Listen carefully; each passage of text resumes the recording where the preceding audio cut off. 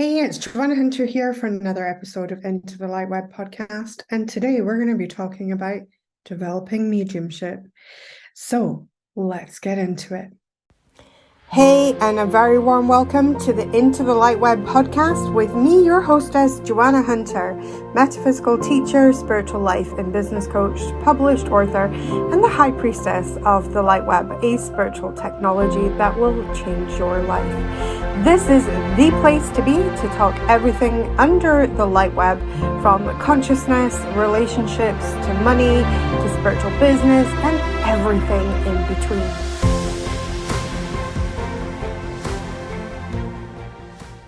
So today's question comes from Verity, and she writes, "Hi, Joanna and Skylar.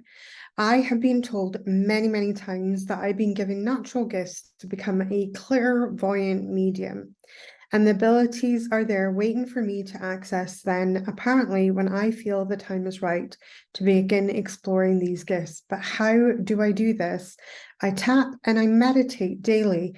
But do you have any advice to help me grow?" Yes, we have lots of advice for you on how to grow your mediumship. So mediumship, let's talk about what mediumship is.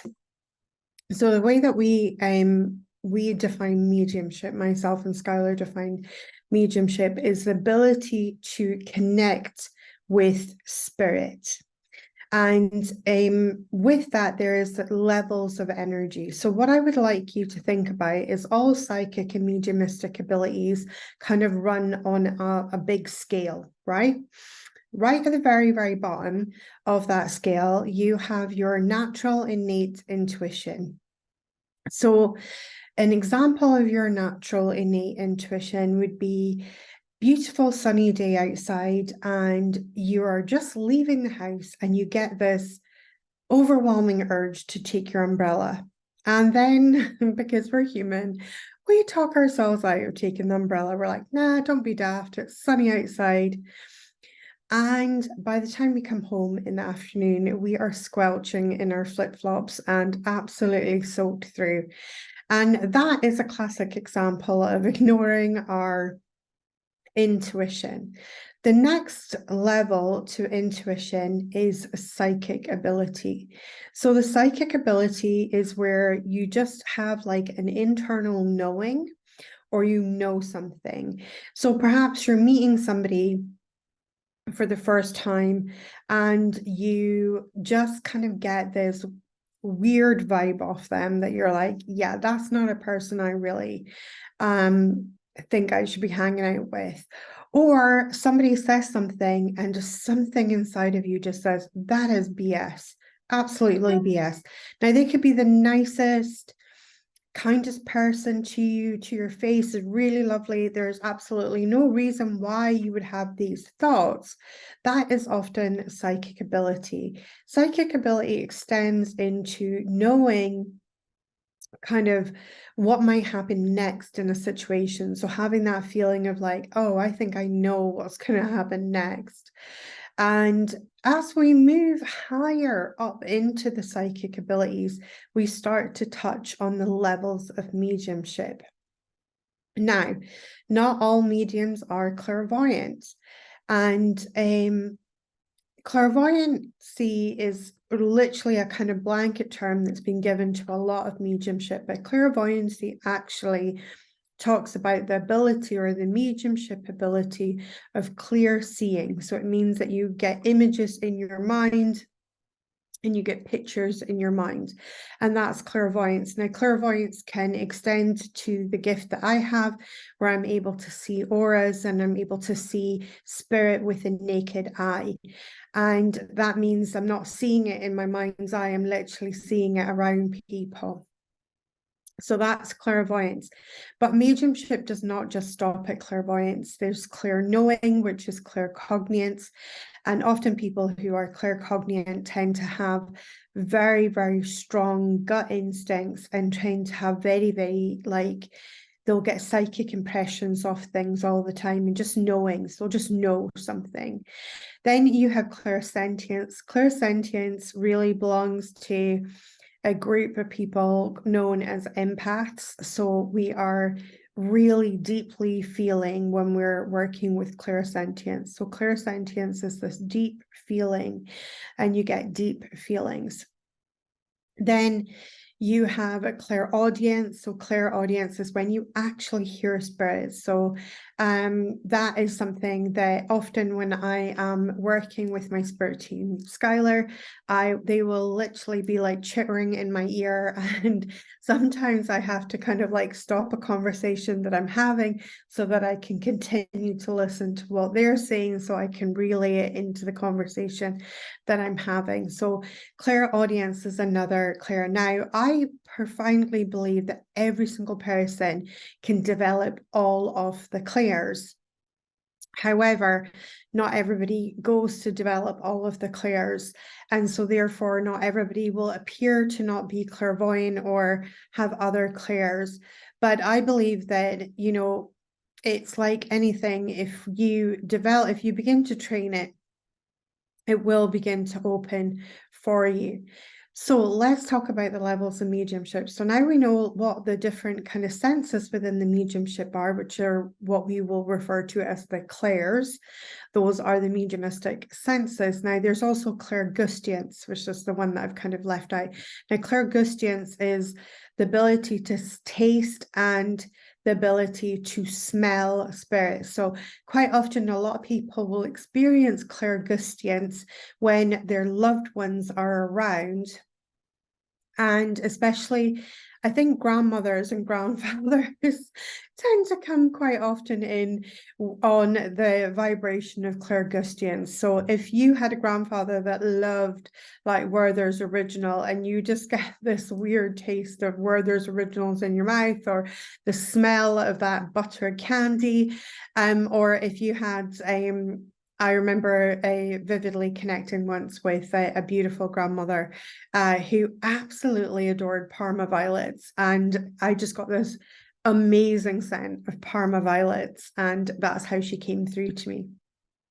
And I was able to connect her with her lovely granddaughter, who had fond memories of her grandmother always having Parma violets available. So now, when we move into mediumship, there's different levels of mediumship. So the first level of mediumship is what I like to call evidential mediumship. So evidential mediumship is where you are connecting to spirit, and as you're connecting to spirit, you are connecting in and being able to give evidence of life after death. As we move up into the levels of mediumship, and at the moment, I would definitely say these are not levels for you to worry about, but you have things like trance mediumship, trance healing, physical mediumship, which is a very rare phenomenon of where the medium is actually able to bring things forward from the spirit world, so like objects and things like that, or spirit will use the medium's body to move objects without the medium actually moving, so trumpets and things like that, and these are physical phenomenon. But then on top of that, we have and then you have transfiguration, where the medium's face will actually change and become that of the spirit person. So mediumship is a very, very large and very fascinating subject. Now, mediumship is not to be confused with something that is known as universal energy. So sandwiched between the psychic ability and the mediumship ability is another ability, and that is called universal energy. Universal energy is actually when we're connecting with Mother Gaia, which is our planet. And as we connect in on that planetary level, all impressions. So a lot of people sometimes will have an impression of a loved one, and they'll deliver that as though it is mediumship. But what it is literally the kind of energetic impression that somebody left behind. And the reason there will be a difference between that and mediumship is mediumship will always move you. So if you are the sitter and you are receiving a message from a loved one, it will feel deeply, deeply moving. If the medium who is doing that work is working in the universal energy, it will not feel as moving. Obviously, it's your loved ones, so you're going to feel moved, but that you won't feel as, there won't be that visceral hit, internal feeling. So how do we begin to develop all of this? So the first thing that I want you to be aware is that it's a scale, okay? So if you're already demonstrating things like empathic ability, picking up other people's feelings, and you're already demonstrating maybe intuition, and you're already maybe demonstrating some type of psychic knowing now and again, but it can feel like it's very, very hit or miss. The truth is you're already on your way, moving into mediumship. So the first thing that we call is an exercise that I call sitting for spirit. So sitting for spirit is probably the best way to develop your mediumship. So it's a bit like meditation, except what you're going to do is you're going to create a blending between you and your guides. Now, I suggest when you first develop your mediumship that you develop your mediumship with your guides and not try and develop your mediumship by trying to connect with loved ones to start with straight away, because when we're operating in the spirit world, we have to be aware that energies are all different levels. And one of the things that like energy attracts like energy. So the best way to protect ourselves within our own energy field is not to indulge in low vibe, sketchy ass shit, basically. But when we're first developing, we can feel apprehensive, we can feel nervous. And because like energy attracts like energy, these nervous feelings or apprehensive feelings are lower vibrational feelings, and therefore we could potentially open ourselves up to lower vibrational energies, which we don't want to be playing with. So instead, what I suggest that you do is you build that relationship with your guides instead, and you invite them to begin blending with your energy field. So what I'm going to teach you here is just how to begin to blend with spirit. So the first thing that you want to do is get yourself in a comfy place. You want to make sure that you have non-restrictive clothing on. I always suggest that if you are going to be doing this practice, that you might want to take off anything that is made of metal. And equally, you may want to take your crystals off, or you maybe want to have your crystals on. Crystals have a vibration all of their own. And so you might want to kind of take them off, and then you want to maybe try doing it with them on to see if there's a difference in the energy. And it's all about playing in the energy. And why I'm using the word playing, I think it's really, really important. As adults, we don't play enough. And play is how humans learn in the first instance, right? Children all learn through play. And there is no reason why we could not learn through play as adults as well. So what you want to do is to start to get yourself in a meditative state. I would start by closing my eyes, regulating my breathing, moving my consciousness from the outer world into my inner world. Then what I would do is send roots down into Mother Earth. So sending roots deep into Mother Earth to ground myself, bringing up that unconditional love from Mother Earth through me. And then as I do that, sending my energy skyward, connecting to Father Sky. And at this point in time, I would invite my main guide, and just say I invite my main guide. And if you've never met your main guide, then what, you're in for a treat, because you're about to meet your main guide. And I would say I invite my main guide. And what you would like to do first and foremost before you invite your main guide is, once you have connected to Mother Earth, to Father Sky, bring your energy towards yourself again. And then I want you to just really, really sit in your own energy for a little while. Try for about even 5 minutes of sitting in your own energy and seeing what it feels like. Then, when you invite your main guide to step forward and to step into your energy, you will begin to feel the difference. And what I like to do is use my energy as the benchmark. And then when I invite a spirit person into my energy, this time it's the guide that we're inviting into our energy. As we invite that guide into our energy, what we're going to do is we're going to really feel that guide, we're going to feel, how are they different to your energy? If you're really solid in your own energy and you know what it feels like in your energy, what does this new energy feel like? And I want you to start with the basics. Is this a male or female energy, or maybe it's androgynous? What, is this a big energy or a small energy? Are they a tall person or a short person? Are they what are the feelings? What's different to yours? You know what your energy feels like, and you should hopefully know yourself to a certain degree. If you're a chatty, sociable person, then that's reflected in your energy and how your energy feels. Does this person's energy feel the same, or does it feel wildly different? And then you want to start asking questions. Why does this energy feel different there? What is different here? And as you're doing that, you're building up that strength of that muscle of mediumship. You're opening up that part of your brain that is capable of spiritual communication. And as you're doing that, you're just sitting. Now, you can begin to ask questions, and you may not get any answers. You may not get anything straight away, or you may actually hear spirit, and spirit might say, well, you could even ask them, what is your name? And see where that starts with.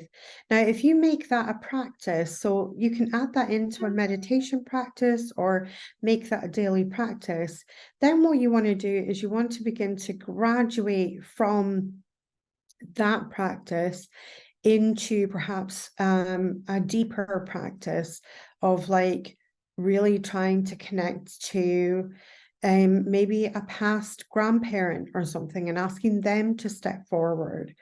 And if you are in doubt and you're like, I'm not sure if this is really, my grandmother, I'm not sure, maybe I'm all making up, maybe it's all in my head, which is very normal when we're first practicing mediumship. What I would like you to do is just ask them for a sign. Give me a sign to show me that I'm definitely making this connection.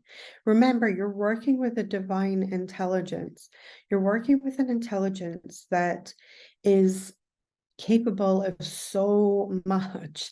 So finding you a little sign in your day is not going to be an issue and not going to be a problem for spirit. So we can begin to develop that way.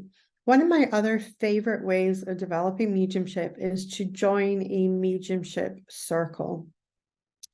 So in the UK, we have local spiritual churches, and there's independent spiritual churches, and then there's spiritual churches who are run by the SNU. So the SNU stands for the Spiritual National Union. And the Spiritual National Union has a lot of excellent training and things like that out there in the UK. I'm sure in other places as well, there will be spiritual churches and things. The beautiful things with a spiritual church is that you can be any denomination of faith. You do not need to just be a spiritualist to go to spiritualist church. You can be any faith at all. And many of these churches will host circles for people to begin to train and develop their mediumship. Another favorite way that I have for developing mediumship is actually to develop cartomancy. So cartomancy is the art of using tarot cards or oracle cards. As you begin to use tarot cards and oracle cards, you might become aware of messages coming from people's loved ones. First and foremost, you're getting a message from the cards, so you're working on the psychic faculty. And then as you deepen that connection, you might go in and begin to deepen that connection with a mediumistic faculty as well. Meditation is excellent, but often a lot of people meditate as a kind of stress reliever, or to just really connect with their own inner voice and things. So meditation for mediumship development has to be more about building your relationship with your guides and your guardian angels. If you begin to build your relationship with your guides and your guardian angels, building that relationship is a mediumistic relationship. So the guides don't work, well, they do work on the psychic faculty, but they are not fully part of the psychic faculty. They are part of the mediumistic faculty, because a guide, a guardian angel, does not have a physical incarnation. They do not have a physical body. They have a body made of light instead. And so the definition of mediumship is incarnate soul, that's you, with a physical body, into disincarnate soul, which is somebody without a physical body, and the communication between those two beings. So when we have when we're connecting in like that with our guides and our angels, is the start of this beautiful journey, so unfolding that. And we also recommend our angels and guides meditation that we have, where we begin to teach you to build that relationship with your guardian angel and with your guides. So I hope that answered your question, Verity, and I look forward to hearing how you begin to develop your mediumship. Thank you so much. If you have a question for myself and Skylar, there will be a link near this video or near this podcast. All you need to do is click the link and ask Joanna and Skylar your question. We look forward to hearing your questions. I'll speak to you soon.